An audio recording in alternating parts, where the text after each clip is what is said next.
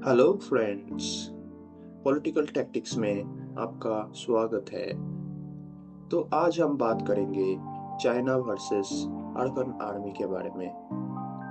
बोया पेड़ बबूल का और आम कहाँ से हुए, जैसी करनी वैसी भरनी, ये सब कहावत तो आप लोगों ने सुना ही होगा, जो कि आज के तारीख में बिल्कुल फिट बैठता है चाइना के ऊपर। क्योंकि चाइना जिस बुरी नीयत के साथ म्यांमार में तख्ता पलट किया था, आज उसी का नतीजा दोस्तों चाइना को भुगतना पड़ रहा है। चाइना को हमेशा से ये मंसूबा रहा है, जैसे वेस्ट में अमेरिका राज करता है वैसे ही चाइना एशिया में राज करे। इसलिए वो अपने पड़ोस की जितने भी छोटे छोटे देश हैं जो मिलिटरीली उतना पावरफुल नहीं है, हर तरीके से उनका ज़मीन हड़पने की कोशिश करना, नहीं तो दूसरे देशों के साथ उनका लड़ाई करवाना या फिर उनका गवर्नमेंट में तख्ता पलट करवा देना और ऐसे किसी गवर्नमेंट को उस देश में लाना जो कि चाइना को सपोर्ट करे, ये सब काम करता आया है। वैसे ही कुछ ही साल पहले चीन ने एक षड्यंत्र रचा और म्यांमार की सेना को खरीद लिया, जिन्होंने रातों रात म्यांमार के राष्ट्रपति के घर को घेर लिया और उनको बंदी बना के जेल में डाल दिया।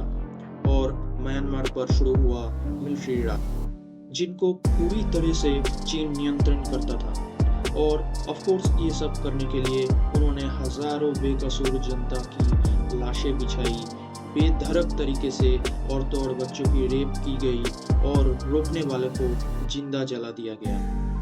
ये सब हैवानियत सिर्फ इंसानियत के लिए ही नहीं बल्कि भारत की आंतरिक सुरक्षा के लिए भी बहुत बड़ा खतरा था, क्योंकि चाइना अभी और एक भारत की पड़ोसी देशों को कब्जा कर चुका था, जिनका उपयोग करके भविष्य में वो भारत को घेर सकता था।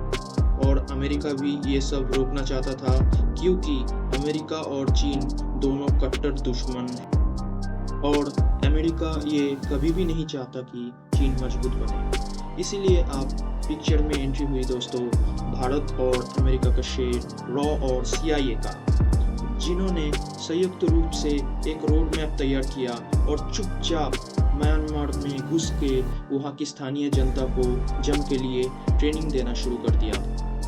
और इस ऑपरेशन को इतनी गुप्त तरीके से अंजाम दिया गया कि चीन को इसके बारे में ज़रा सी भी भनक नहीं लगी। अब यही सेना आज के तारीख पे चीन के लिए बहुत बड़ा खतरा बन चुकी है, जो अब चीन या म्यांमार की सेना को दौड़ा दौड़ा कर मार रही है।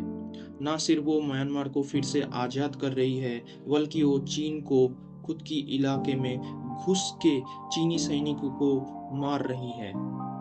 हालात तो अब कुछ ऐसी हो गई है दोस्तों, चीन भारत को घेरने के लिए म्यांमार में जो नौसेना बेस बना रहा था, वहाँ पर भी अरकान सेना ने ऐसा ताबड़तोड़ हमला किया कि चीन को बेस छोड़कर सर की बल भागना पड़ा।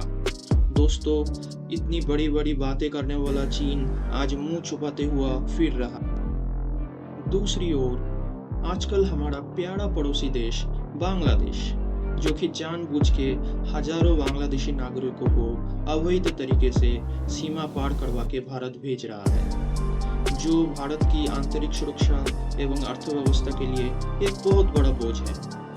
भारत के लाख समझाने पर भी इन्होंने हमारी एक ना मानी और उल्टा हमको ही आग दिखाते हुए जंग की धमकी देने लगी।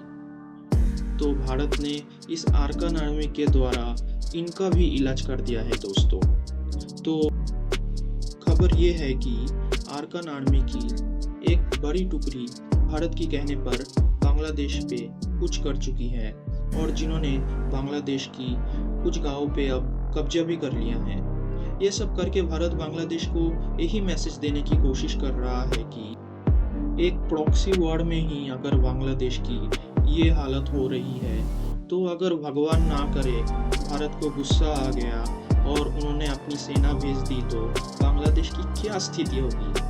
तो आज के एपिसोड में हमने यही सीखा दोस्तों कि एक तीर से दो निशाने लगाने वाले को बाजीगर कहते हैं और घर बैठे 3 देश की अकल ठिकाने लगाने वाले को हमारा प्यारा भारत कहते हैं। Thank you friends.